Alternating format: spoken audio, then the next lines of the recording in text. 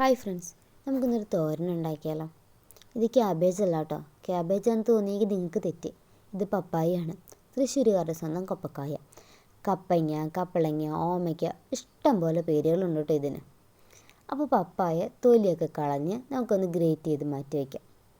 തേങ്ങയും പച്ചമുളകും കറിവേപ്പിലയും ചുവന്നുള്ളിയും ജീരകവും മഞ്ഞൾപ്പൊടിയും വെളുത്തുള്ളിയൊക്കെ കൂടെ ഒന്ന് ചതച്ചെടുക്കാവേ.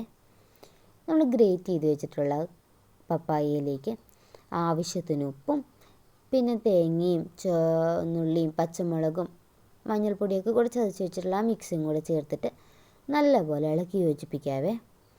ഇത് ഇളക്കി യോജിപ്പിച്ച് നമുക്ക് അങ്ങോട്ട് മാറ്റി വയ്ക്കാം. ഇനി ഒരു പാൻ അടുപ്പത്ത് വയ്ക്കാം. നമുക്ക് എണ്ണ ഒഴിച്ച് എണ്ണ ഒന്ന് ചൂടാവട്ടെ. എണ്ണ ചൂടായി കഴിയുമ്പോൾ നമുക്കതിൽ കടുക് പൊട്ടിക്കഴിയുമ്പോഴേ കറിവേപ്പിലയും വറ്റൽമുളകും കൂടെ ചേർത്തിട്ട് നന്നായിട്ടൊന്ന് മൂപ്പിച്ചെടുക്കാം. ഇനി നമ്മൾ മിക്സ് ചെയ്ത് വെച്ചിട്ടുള്ള ആ പപ്പായയുടെ കൂട്ടുണ്ടല്ലോ, അതും കൂടി ഇട്ട് കൊടുത്ത് നന്നായിട്ട് ഇളക്കി യോജിപ്പിച്ച് അടച്ച് വെച്ച് വേവിക്കാവേ.